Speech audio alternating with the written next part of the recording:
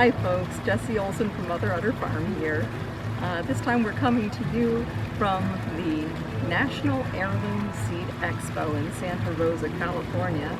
And I have to tell you folks, we're having a great time here. This is just an amazing group of folks doing amazing work, and we're learning so much. We have just connected with so many people, our children even. Finding them has been an incredible task in itself. They're having a great time making friends and just enjoying the festival themselves, the expo themselves. I wish I'd gotten on video earlier when my son Liam got a seed of poppy seeds, California poppy seeds, in the exhibitors hall. It made him so excited. He was just dancing up and down and all around. Yes, I've always wanted to get California poppy seeds. I've always wanted to plant California poppies. Yay, yay, yay. And he was doing a little boogie all about it. It was just so cute. I know we don't have our cameras on all the time everywhere we go, and I really wish sometimes that we did, because we've missed a couple of really amazing moments in this expo. I want to call it a conference. It is kind of a part of a conference. It's also an expo. It's like a festival. It's all of those things all at once. It's got definitely a festival spirit about it. There's music, there's food, there's festivities, there's children's events, there's vendors, there's contests. There's a big pumpkin contest. There's a tomato contest. There's a watermelon tasting contest. There's flower exhibits and vegetable exhibits and all kinds of things like that. And then the vendor hall just boggles your mind. There's just everything that has to do with seeds and growing things is in there. And then the actual workshops themselves just blow you away, and they have 3 different tracks going at the same time, and it's almost impossible to decide which ones you're going to go to, because some of them overlap, unfortunately. But it's just been so much fun. We've met so many interesting people, and we've had a few opportunities to tell our family story. Which brings me to the story of why we're here.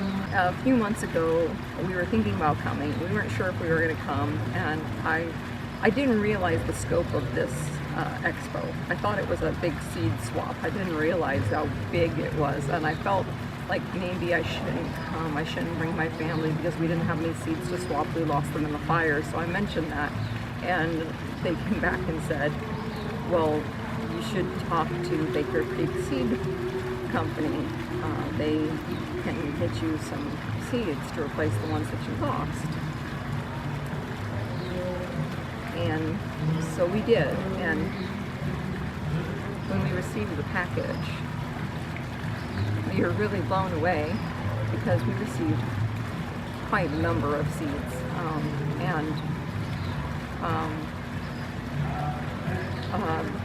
every one of them was gorgeous, beautiful seeds. And it really inspired us, because our community, if you've been watching our YouTube, you know our community was hit very hard by the Camp Fire. It blew through Concow, our community, before it hit Paradise, and none of us had evacuation notice. Everybody in our community in Concow found out that the fire was there because we saw the fire, smelled the fire. There was no evacuation notice for us. Nobody called us, nobody told us.